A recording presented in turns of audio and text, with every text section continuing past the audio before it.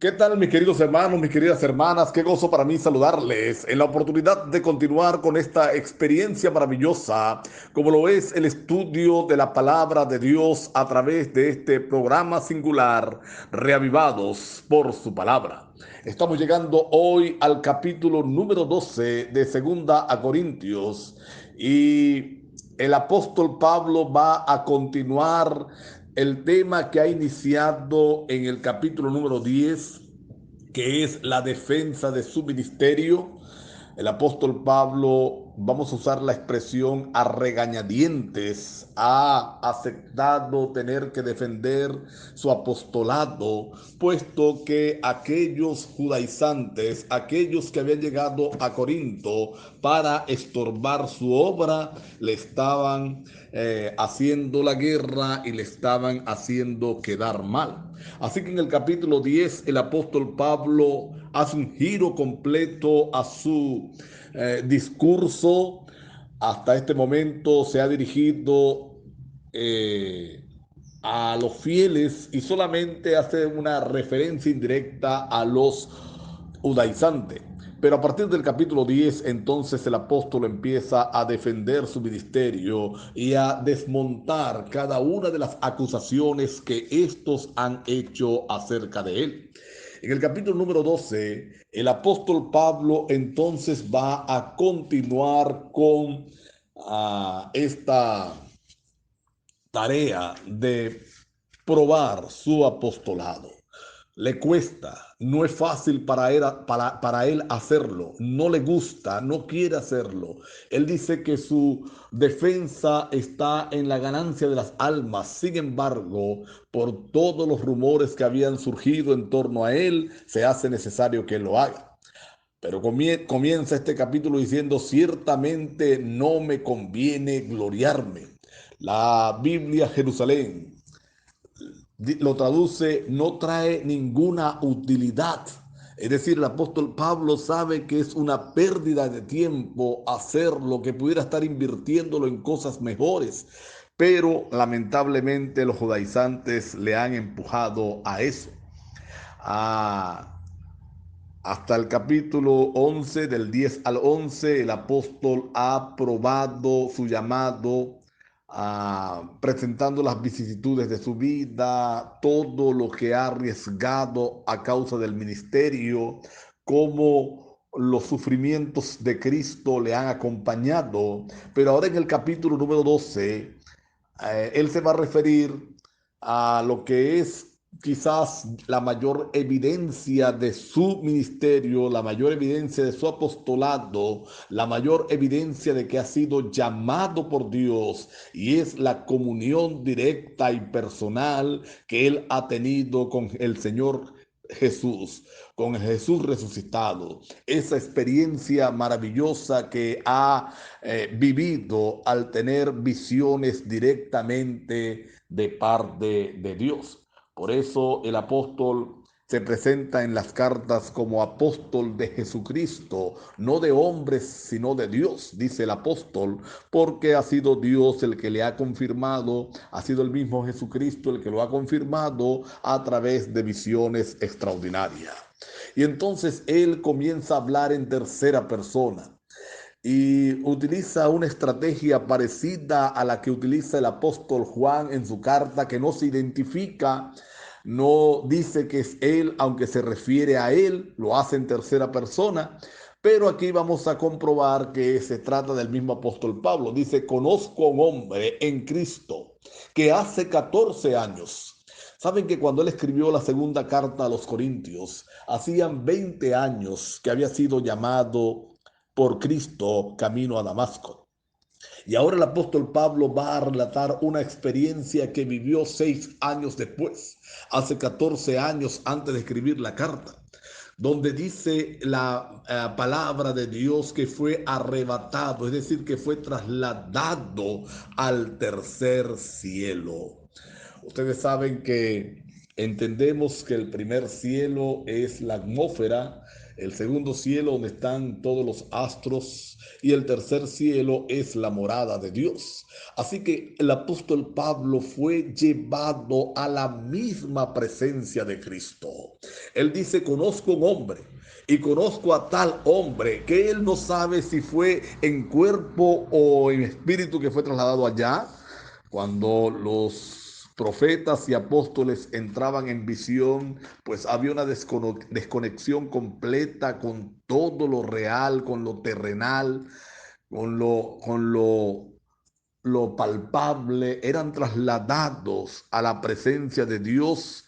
Y por eso el apóstol Pablo no sabe identificar si fue él en persona o fue trasladado simplemente en visión, pero él sabe que fue llevado hasta el tercer cielo.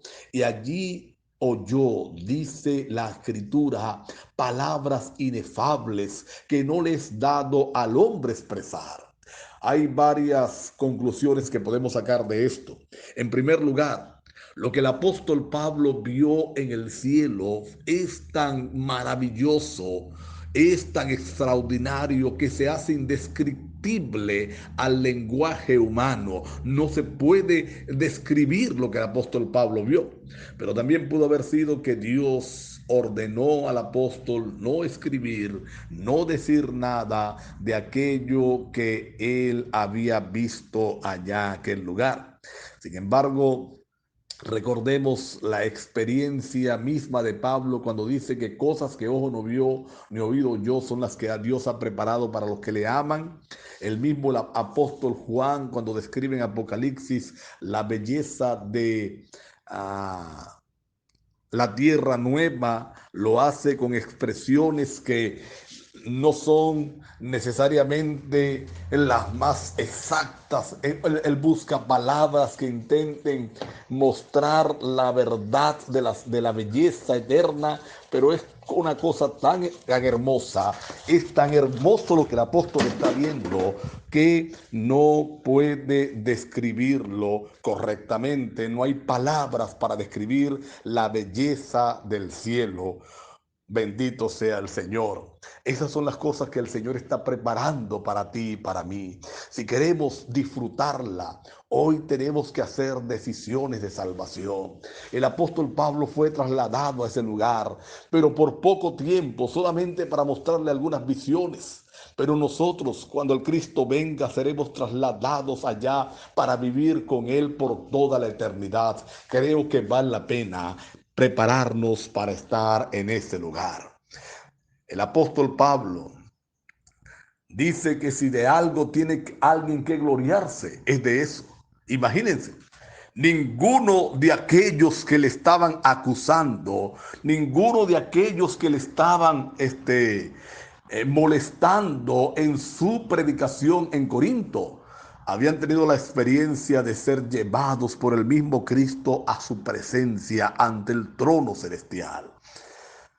Pablo lo fue, pero Pablo dice que gloriarse pues es una pérdida de tiempo, porque no ha sido por él, ha sido por la bondad de Dios. Se podría gloriar, no sería insensato hacerlo, tiene con qué, pero reconoce que es Dios. Y aquí tenemos una lección extraordinaria para cada uno de nosotros. Hermano, hermana querida, lo que tú tienes, el talento que tú tienes, eso que desarrollas, no es tuyo, es de Dios. Es Dios el que te lo ha dado. Y si alguien reconoce algo en ti, gloríate en el Señor. Dile, oh, gloria a Dios, honra y gloria al Señor que me lo ha dado. Me encanta, creo que lo he dicho en otras oportunidades, ese himno que dice que al momento de abrirse la cortina, si alguno te admira, que vea la imagen de Dios. Y eso es lo que el apóstol Pablo está haciendo en este lugar. Ahora, es es muy humano que nos inclinemos por la jactancia. Es muy humano que nos inclinemos por exaltarnos a nosotros mismos, por creernos buenos en nosotros mismos. Y entonces el apóstol Pablo, que conoce también su naturaleza humana, bendito sea el Señor, es un hombre humilde, a pesar de todo lo que ha visto, tiene la humildad a flor de piel, dice verso número 7, y para que la grandeza de las revelaciones no me exaltase desmedidamente, me fue dado un aguijón en mi carne, un mensajero de Satanás que me abofetee para que no me enaltezca sobremanera. Mira qué cosa tan interesante. El apóstol Pablo sabe que su problema no es de Dios, que es el enemigo el que ha colocado el mal en el ser humano. Y él dice un aguijón en la carne es como una estaca clavada en la piel que no se puede sacar, el dolor es permanente y no puede moverse. Y eso es lo que él está sintiendo con lo que tiene. Sin duda era un problema físico. Algunos concluyen que era el problema en sus ojos, que no le permitía ver bien. Lo cierto es que él reconoce que es de parte de Satanás. Ahora, mira, Satanás lo hace para dañar, pero Dios utiliza eso que el diablo ha colocado en Pablo para guardarle, para cuidarle, para hacerle depender completamente de él, para que no olvide que su grandeza no proviene de su inteligencia, no proviene de que él se porta bien o que él es el mejor cristiano, sino que es una bondad de Dios, una gracia de Dios. Así que aquí tenemos otra lección, varias lecciones. La humildad del apóstol Pablo, que debe caracterizar a todo siervo del Señor. Todo aquel que trabaja para Dios debe ser una persona humilde, debe entender que no es Él, es Dios, es la gracia divina. No somos mejores que nadie, nadie es mejor que nadie. Todos delante del cielo somos miserables pecadores. Pero Cristo en su bondad y en su misericordia toma a algunos, los aparta para que le sirvan, pero nunca olvidemos que es gracias a Dios. Lo segundo que encontramos aquí es que el Señor a veces tiene que utilizar aguijones, permitir aguijones en nuestra carne para que nos cuidemos, para que podamos ser resguardados de la jactancia, de enaltecernos a nosotros mismos. Pero, aunque el Señor lo permite, es del enemigo. Pero ve qué bendición. Todo lo que el enemigo causa en nosotros, el Señor lo convierte en una bendición para ti y para mí. Y el apóstol Pablo dice que 3 veces, en 3 oportunidades diferentes, rogó al Señor que le librara de aquella espina, de aquel aguijón, que le quitara aquello que le estaba perturbando. Pero el Señor le contestó, le hizo claro al apóstol: basta de mi gracia, porque mi poder se perfecciona en la debilidad.